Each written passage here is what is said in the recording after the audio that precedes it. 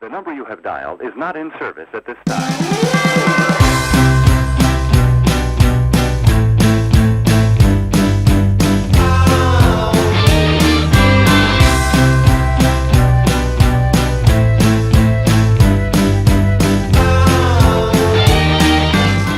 Welcome to Spotlight on the Arts. I'm Patrick Cristiano, your host, the publisher of TheaterLife.com, a website for theater buffs in New York City and the Hamptons. And we cover Broadway and off-Broadway theater, as well as social events in East Hampton and New York City. And today I have a really special guest.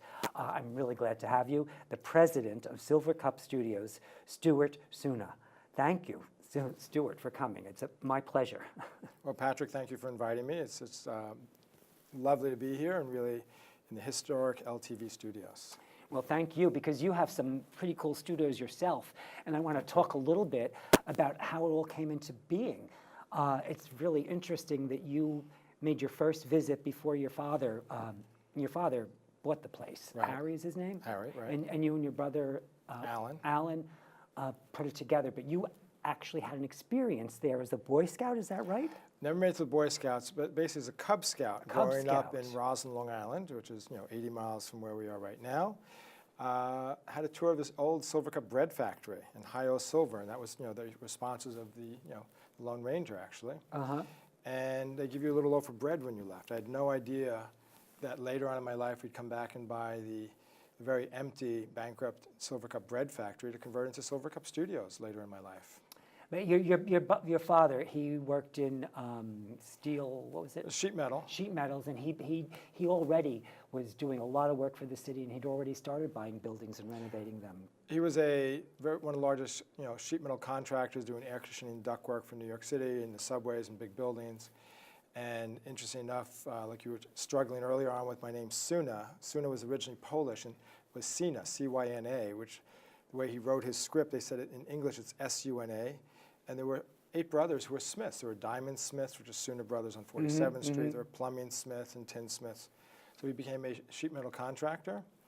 And as we were also getting into the real estate development business, buying old industrial buildings, right, old residential buildings, and renovating them, the old Silver Cup bread factory was available for sale in 1979 when New York City was really in a real deep recession. Yeah, I remember it actually. And go ahead. And so I remember I was still in architecture school and doing a tour of the building with him and the building super, and you still could smell the old flour and the bread, even though it had been closed. It closed in '74, so it had already been closed for 5 years. And it was like the building was a giant machine. It was a factory built over 30 years. So we'd heard rumors that NBC had looked at maybe buying the buildings, make studios. That was the germ of the idea for later on in our life. Initially, it was just an industrial redevelopment. Oh, you were the one that heard the rumors, correct? I heard that from the caretaker for the bank was actually the building super. His name was Joe Zabo. He was a super for the Silver Cup bread factory. So correct me if I'm wrong, your father originally thought about buying it, but he didn't really think about making them into movie studios. Correct. He thought about what was the... Well, we moved our sheet metal factory. That's what he was doing, but then he couldn't move everything because of the unions. We had 2 companies, both local 28, and they both had different union work rules, so we couldn't move them both there together. So we just had one there, and we wanted to do what to figure out to do with the rest of the building. So you had more space than you anticipated. So now you had to figure out what to do with it. Correct. And you had been there as a Cub I was there Scout. dreaming as an architect, and my brother was also an architect up in Boston, worked as an architect, my brother Alan. My sister was a painter and also in fashion design. She also had her vision, and my younger brother Andy. Oh my God. So we have a lot of different people involved in sort of the family. So everyone had dynamics. a little something they thought that could happen with this space, right? And you told them what NBC was thinking Well, I just started about? that we had this idea, and then we started looking at building studios. We started interviewing all the professionals and the consultants and the clients from the West Coast. And if we really built what they all said we should build, we would have been bankrupt a long time, because everybody wants a Rolls Royce, but they only want to pay for a 20-year-old beat-up Ford. Okay. So we started renovating the existing factory space with beautiful, grand spaces, and making them into sound stages without raising all the roofs and without. So the people, what they want is protection from the weather, just like here in this studio. They want electricity, they want air conditioning, and they want some peace and quiet. Outside noise. Quiet's a big one, right? It's a big one, but there's not, again, to make it super quiet is very expensive. So we have different studios have different, what they call NC criteria. So some of your studios are more soundproof Much than more quiet others? than others. Because I read the interesting little tidbit when Woody Allen shot there, he was amazed about how quiet it was. Right, When it was you Purple open Rose of Cairo in the early days, and they were jackhammering outside, and these big elephant doors, they call them, you couldn't hear anything outside. And But he was really surprised very- when very you opened up surprised, the things and showed him Right. what you had done. So you guys, your vision came through. More than the others or not? Did your brother? Well, your brother kind of thought the same thing too, right? It's a work in progress. I mean, it continues. I mean, so sometimes it's friction, sometimes it's inspiration. Where we work well together as a team. My father always thought that we'd work well together as yin and yang. So like, just because you don't agree doesn't mean you don't get it done. That's cool. The right way. So your father had a lot to say. That He brought a lot to the table, but unfortunately, he passed away in 1992, which is quite a while ago. Sorry. Yeah, it's a while ago. And he would be very proud of us today. But now you founded the place. Is it 1982 and opened it around 1983? Am I right on these dates? So yes, we opened it in 1983. And your first thing was a Dove. What was it? Cool Whip. So Cool Whip. we thought we were building studios for TV shows and movies. And it's really commercials were really our main business for the first several years. So Cool Whip with Betty White was our first commercial. Then we had Jell-O. We also did a lot of Bill Cosby commercials for Kodak and Jell-O. But we were doing some movies on the side were more the cover sets, whether it be for Romancing the Stone or Broadway Danny Cover Rose. set, what's that mean? Cover set means like when it's raining outside like today, they want to have cover from the rain, and they come in to do some bedroom scene, like when Harry Met Sally. Right. A lot of that was shot on location in New York, but when they want to come in, their bedroom scenes or some of the scenes in a house are inside a stage. So they can get out of the bad weather. Oh, got it. And a lot of TV shows about New York, whether it be Seinfeld or NYPD Blue or Friends, were all shot in LA. And they would come to New York for the location shots, which is the beauty shots outside. And a cover set is where the weather wasn't working, the timing didn't work out, so we can continue. We got our people here, we can shoot inside. That's cool. There were small pieces of the whole business. And so when you originally thought you'd do films and you ended up finding out you're doing commercials as the bread and butter, but we got back to you did a lot of films too, didn't you? Well, it was an interesting how it all sort of morphed and changed over a period of time. Commercials were spending much more money per day on equipment. They were getting very lavish because there's a whole markup system with the advertising world.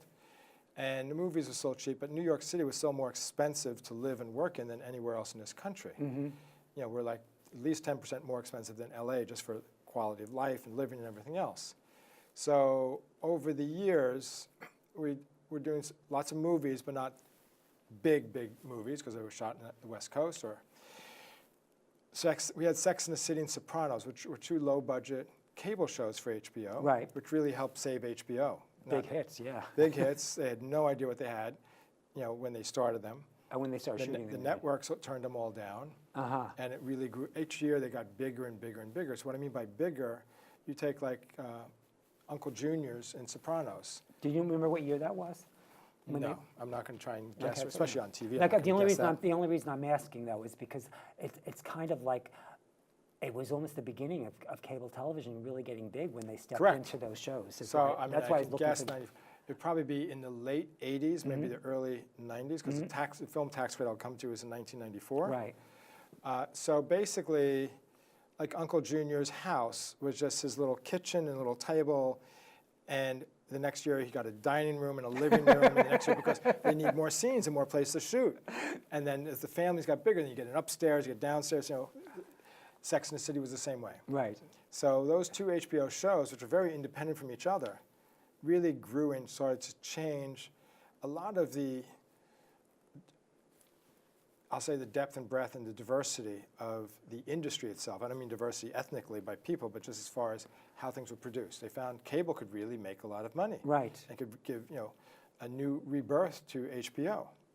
So around that time, we were also working together, I co-chaired a couple of different task forces to try and come up with a tax credit to help balance out why New York is more expensive than LA. Because in LA— Is that the big problem, tax? That's a big problem, because New York is expensive, but in LA, they have what's called the post-60s. So all the pension and welfare benefits for all the union crews get paid out of the residuals from the repeats, the digital, and the VCRs, and all those other money. The producers' residuals? Everybody, all the residuals for all the crew. Oh, okay. So that's about a 20 to 24% cost to labor. Right. New York, you paid it all up front. So, so the networks or the studios, if they had a major success, make $100 million or $1 billion, and they kept those extra profits. It wasn't, but the East Coast and West Coast had different rules. Right. So we want to try and see if we can even it out a little bit. Tax credits were first created by Canada in the early days, trying to get more business up there. This is fascinating. And then some states like Louisiana created some very generous tax credits. So we created ones here in New York in 2004 to try and really expand the real business, both for independent low-budget films and for TV work and big-budget films. But it was only for the blue-collar workers, which are and you're wearing a blue collar and I'm wearing a black collar, but neither one of us, because it did not include the actors, writers, the actors, writers, or directors or producers. It was only for the carpenters, the electricians, the scenic artists, the hair and makeup, and the people who were more what we call the blue-collar workers within that industry. And it's been so successful over the years since it was created. It was created over 100,000 new jobs. It's the highest return on investment for any tax credit in the history of New York State.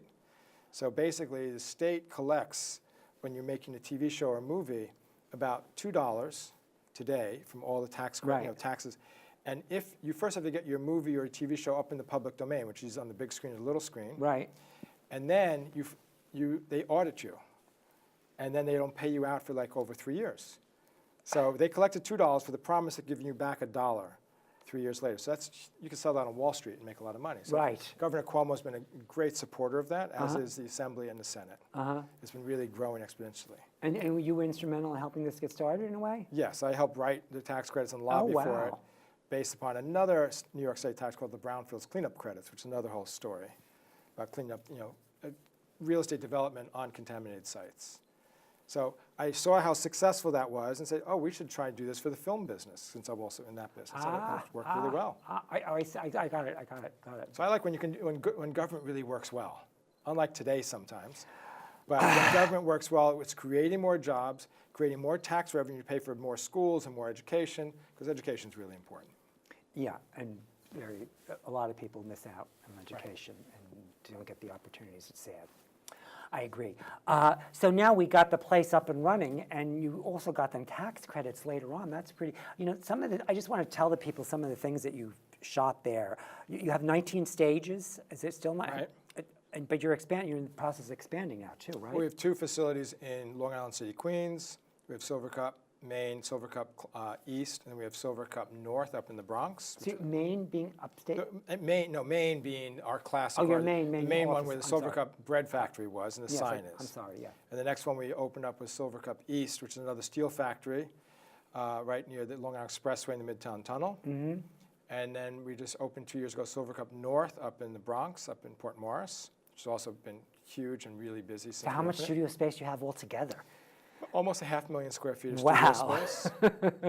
And how many studios does that break down into? Like there were 19 sound stages there. How many do you have altogether now? Well, I think there were 9. Well, it depends. There's all different ways of counting the stages and the outdoor space and the roofs, because we've done a lot of movies up on the roofs. So we'll let it go with that. But it's interesting how studios grow or don't grow. Like there's a stage next door over here that was built here as a big stage.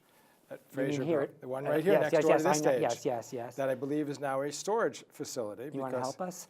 Because it was, the industry works where the talent is, which New York has a lot of talent, LA has a lot of talent, or where the tax credits are so generous that they'll pick up and move something to there, which is what happened in Michigan for a little while. The tax credits go away, and all of a sudden the business is gone.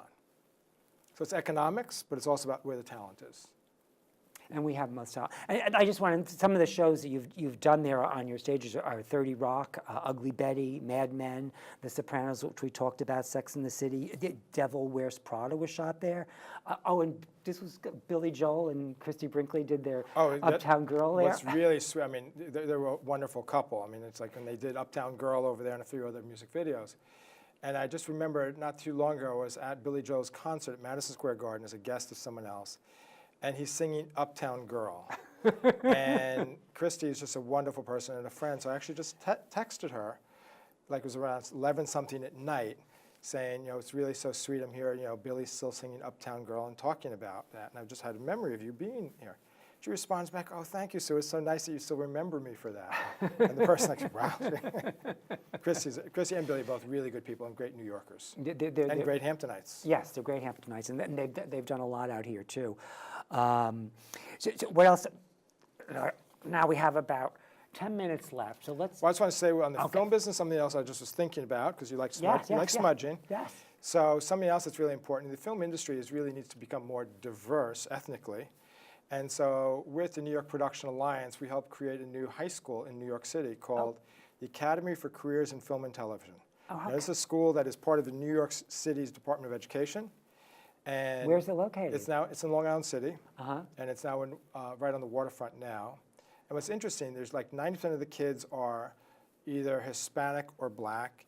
They come from broken homes or no parent at home. Oh, how fantastic. And within the first 4 years, they quickly rose up to being the second highest test scoring and just basic reading, writing, and arithmetic because the kids are so dedicated and inspired. These kids are now going on to win awards at the Hamptons Film Festival, Tribeca Film Festival.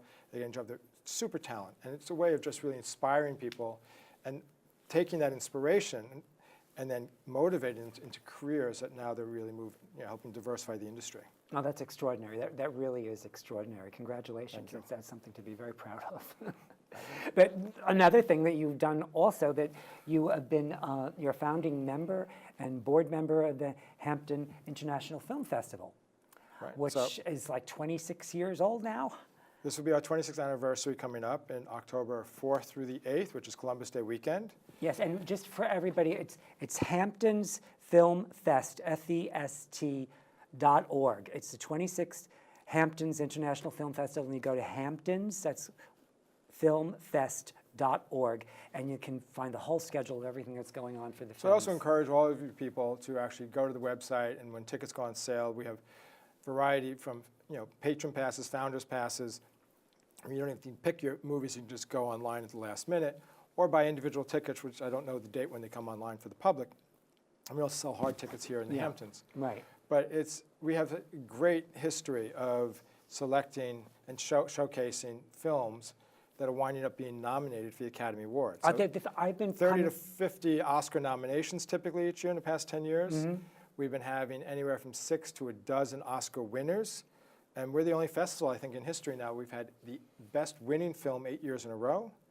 We've had best documentaries, a few of them. So it's really, and that's really thanks to our team, and especially led by David Nugent, who's our artistic director, and Ann Chesan, who's our executive director, has done an incredible job, is running it's a non-for-profit business, guys. It is not for-profit. Right.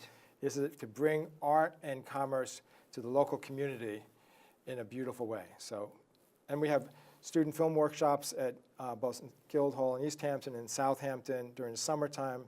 We have the documentary program in the summertime, outdoor screenings, we have educational programs, screenwriters. So it's really a big community-based, and I think I'm very proud of it. It's one of my children. It's fabulous. I've come to it I think I've only missed 1 year maybe, because I was out of town doing something.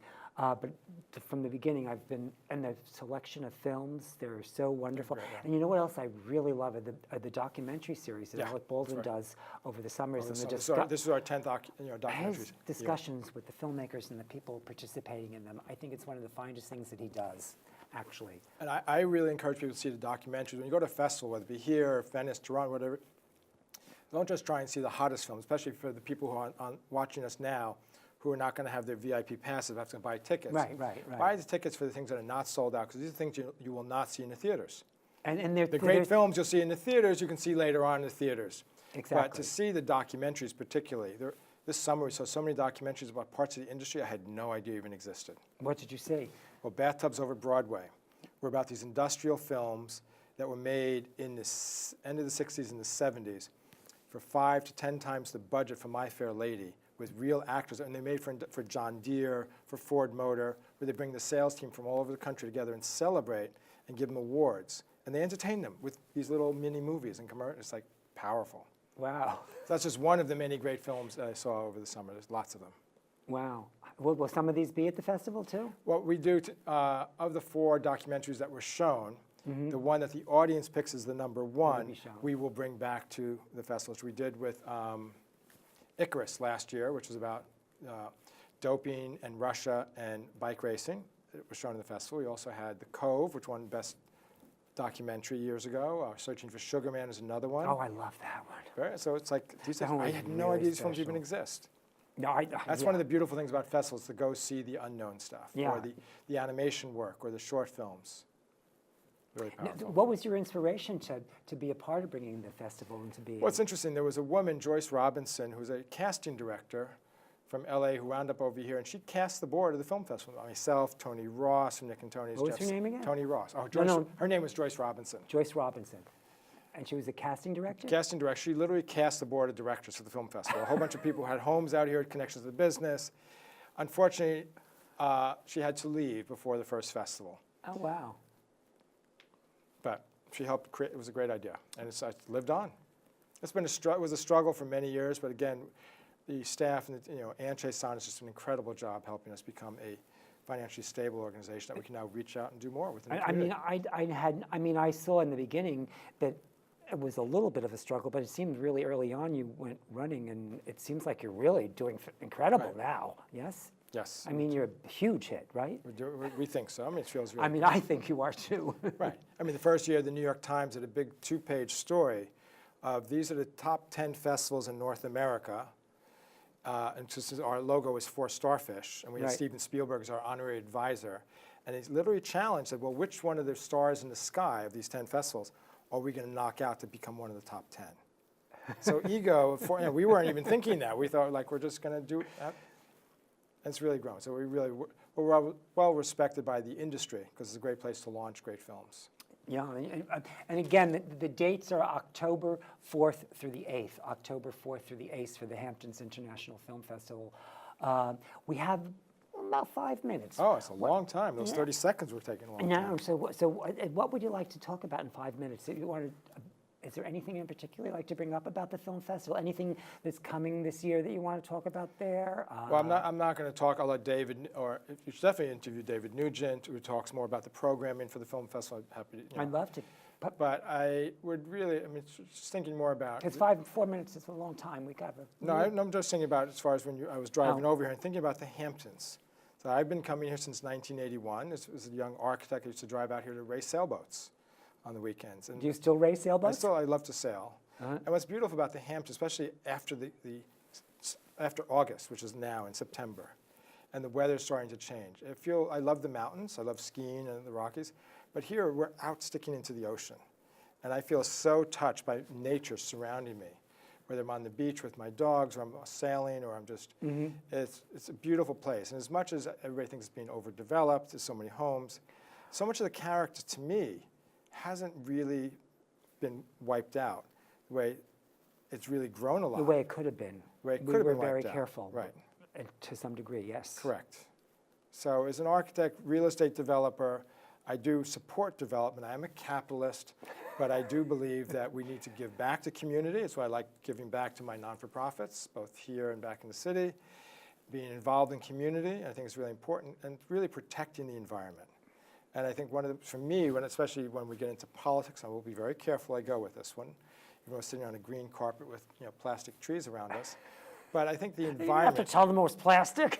I think you said I can joking. smudge a little bit. No, it's all right. I'm playing. But I think one of the most important things when we go to the polls to vote is to protect our future, which to me is both the environment, and we don't need to be putting more dirty coal air, into the air, our water, our education system in schools, and really making it to really support the underclass, unfortunately, because right now there's such a wide gap, including out here in the Hamptons. Yes. And also our Supreme Court nominations, because the Supreme Court has a long-lasting effect. Not that any of us who are watching it could do anything about what the Supreme Court debate, but it's when we do go to the polls, it's what's really said is the American people don't even vote. I mean, for presidential elections, somewhere around 42, 44% of the available people to vote. And we got to be careful and really stand up for what we care about. Yeah, everybody go vote. Go Whoever you want to vote. vote for. I mean, even doing, you know. Yeah, it makes a But- big difference when the people Yeah. show up to vote, yes. So we have a couple minutes. Okay, I'm sure you have more questions. Well, I don't have a lot of questions because I think we covered everything I wanted to talk about. But I mean, I could think of things to talk about. Well, I'll give you some, since you liked, I'll give you stories since you gave me some. Oh. So when we bought the old Silver Cup bread factory. you, sir. Okay. And I'm doing a walkthrough, I find this room at the end that was a Oh. walk-in refrigerator for the milk and the yeast There's for a the cool bread. story. Okay. And it was very dark, and I see a ray of light coming in through the broken window above, on top of this walk-in refrigerator, and I realize that this corner of the building, which was 40 by 42, the footprint, and had 16-foot ceilings with 10-foot windows facing east, south, and west that were glass block and painted black, would be eventually my apartment. I ripped out the refrigerator over time, took out the glass block, recycled, put a piano curve, and made a loft apartment. And how many like in square Soho. feet was it? Well, it went from 1,600 square feet to 3,000 square feet. And we lived there for 10 years. Our kids were eventually going to car service over to their 92nd Street Y Nursery School in Manhattan. But the apartment wound up being used as both an office or a set, both in Sex and the City, Big Daddy with Adam Sandler, Little Nicky. And it's very proud for me to see one of my creative pieces being used, still continue to be used as an office and as a set. And it was originally a walk-in. It was a walk-in refrigerator. That's it's amazing, the like, walk-in that was all refrigerator. gone other than the glass block and the windows, yeah. Yeah, I read that. It was really cool. It was a cool. And the sign, for those who don't, the sign used to say, Silver Cup Bread, the world's finest. Oh yeah, Big logo. So we like to joke as we played a game of Scrabble, and we couldn't spell out of the world's finest, which was 6-foot-high letters, and the S and the P of Silver Cup are 27 feet high. We were missing one letter. World's finest to studios. We were missing one letter. What's the letter we were missing? S. No, world's finest. We've got 2 S's Oh, there. wait, I can't do it that fast. Tell me. I know. I thought you liked smudging, so I thought I'd little check. You We caught had to me. make a U. Oh. We had it for studios, and that's how we wound up. You smudged me. I smudged you. Thank you. Very pleasure.